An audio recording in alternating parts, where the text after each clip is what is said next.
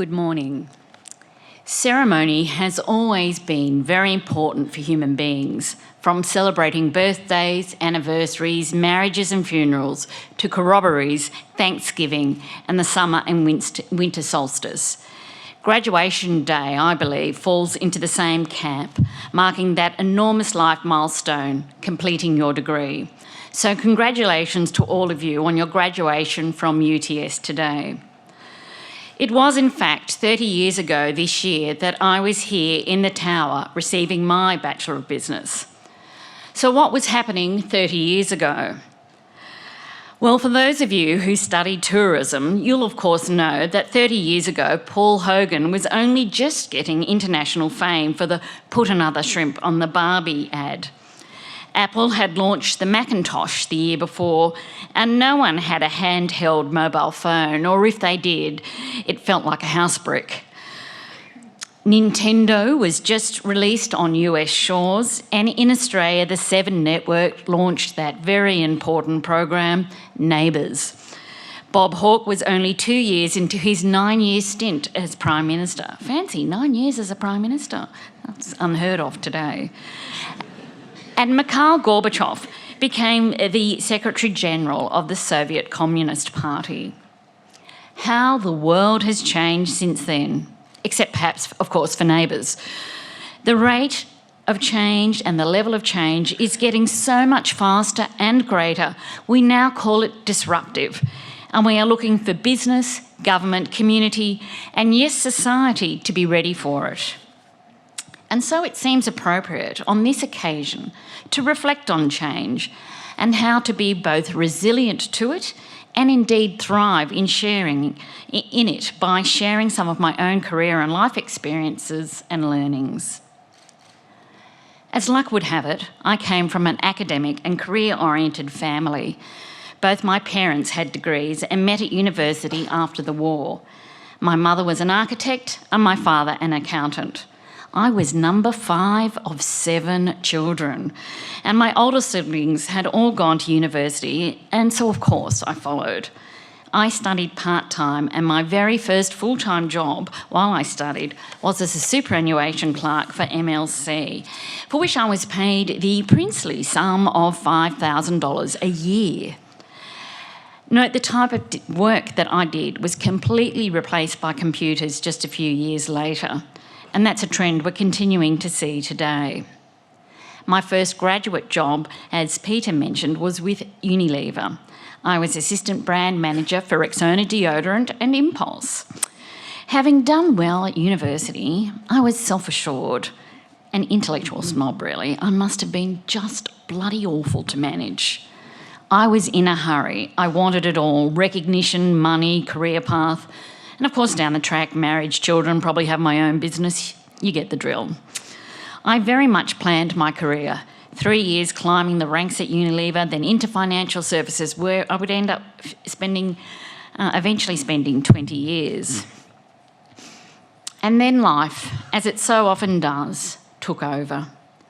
John Lennon's lyrics from his Beautiful Girl hit comes to mind. Life is what happens to you when you're busy making other plans. And so it was for me. I was 30 and I'd just met a handsome, sporty young electrical engineer who was doing his PhD.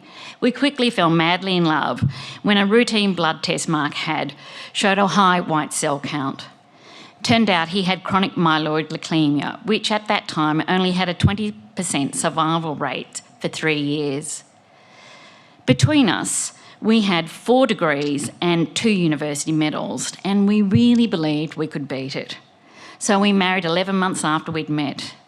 However, for all his sportiness, his fitness, our collective smarts, that all meant naught. Mark died aged 32. My career not only took a back seat, for a while it wasn't even in the car. Having taken time off to nurse Mark in the last months of his life, I returned to work only part-time for a year and then left financial services aged 36 and set up my own executive coaching business. Not exactly how I'd planned to get into my own business. I was probably far too young. I was certainly an early adopter of the coaching technology. But it was the first thing that had inspired me since Mark's death. Doing something that lit me up, helped build my resilience. I recall I used to ask some of my coaching clients to reflect on what success meant for them, first in their career and then in their personal life. For their personal life, it seemed easy, married with a couple of kids and the house. And I know housing's a problem in most of the major cities in Australia today. To which I would respond, interesting, as a 38-year-old childless widow living in an apartment in Pyrmont, I don't see myself as personally unsuccessful. Of course they apologised and backpedalled, but such conversations help them, and indeed me, to question traditional concepts. Are we making ourselves miserable by how we define success? My takeout is that success at work is not necessarily about being CEO, or having 10 plus people report to you, or earning $1 zillion. It is about sense of self and purpose. It can be about community, and as was my case, it can be a life raft. I came back to my career, more tolerant of others, humbled and broadened by life. And that's not that I recommend you go out and marry someone with a life-threatening illness as a personal development plan. I would like to speak a little now on mentors and coaches. A couple of people I met through my work life kind of adopted me and advised me. They were more like my career fairy godparents. One was, in fact, Emeritus Professor Ken Miller, former Dean of Business School here at UTS. People like Ken could see the potential in me that I couldn't see for myself, and they opened doors, not all of which I walked through, mind you. Mentors and coaches can be used throughout a career, and not just in the early years, and not always the same person. I have also had some more formal arrangements than the chance adoptions I've just mentioned. In 2001, I was selected as a mentee as part of an Australian Institute of Company Directors program to get more women on Australian boards. And in my first couple of years as a CEO of Research Australia, I sought the services of an executive coach because a CEO can be a very lonely position. I've also taken great delight in helping others along the way. I'm always flattered and honoured when somebody asks me to be their mentor. So don't wait for someone to pick you. Approach someone you admire and know, and ask them for coffee, and if you think the time is right, ask for their advice. I'd also like to put in a word for networking. Many people have asked me, how on earth did I move from superannuation, investment and insurance into government advocacy for health and medical research? Yes, it was a strong area of personal interest. Both my first husband and my eldest brother died of cancer, but you can't put that on your CV. And yes, I've been on the board of a few not-for-profit organisations over the years. How I got there? Well, actually, I ran into someone in my network through my sister, who is on the board of Research Australia. I'd known her for a couple of years, but I'd been living in Melbourne, so I hadn't seen her for a long time. When she heard I was between jobs, on sabbaticals, so to speak, she asked if she could give my name to the headhunter, and the rest was history. So yes, even your next door neighbour can be part of your network. Networking helps you to hear about opportunities, think of new industries and types of work. It broadens you to the outside world when at times you get so caught up within your own organisation's dynamic, be it large or small. As I work in the health sector, I want to take a moment to talk about well-being. Beware of burnout. Belgian philosopher Pascal Chabot, I'm not sure if I'm pronouncing that correctly, calls it civilization's disease. It's certainly symptomatic of our modern age of disruptive change, the 24-hour news cycle, the pressures of balancing parenthood and career. Burnout, stress and depression have become worldwide epidemics. Around the world, measures beyond economic indicators are being developed to measure well-being and happiness of a country. The OECD has developed a Better Life Index comparing well-being across countries.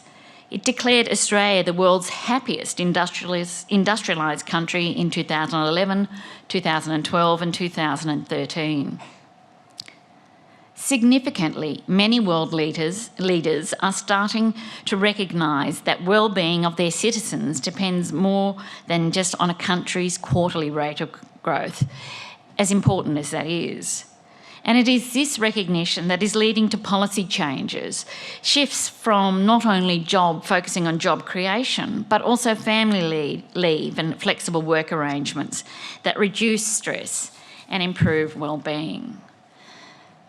But you don't have to wait for governments to change childcare and parental leave arrangements to improve well-being. Wesfarmers CEO and captain of industry, Richard Goyder, recently quoted US President JFK in an address. "I think we should be doing more to change things for the better," he said. "We are all leaders of the future and each of us can make a difference." For myself, I'm trying to make changes in my own well-being in some simple ways. I know many people like me don't get all the rest they need to improve my health, creativity and rest I need. So to improve my health, creativity and productivity, and as my current husband would confirm, my mood, I'm trying to get 30 minutes more sleep a night. I'm being conscious of the time I get to bed. And even sometimes I set an alarm clock so that I don't run around and do that extra half hour of activity before I go to bed.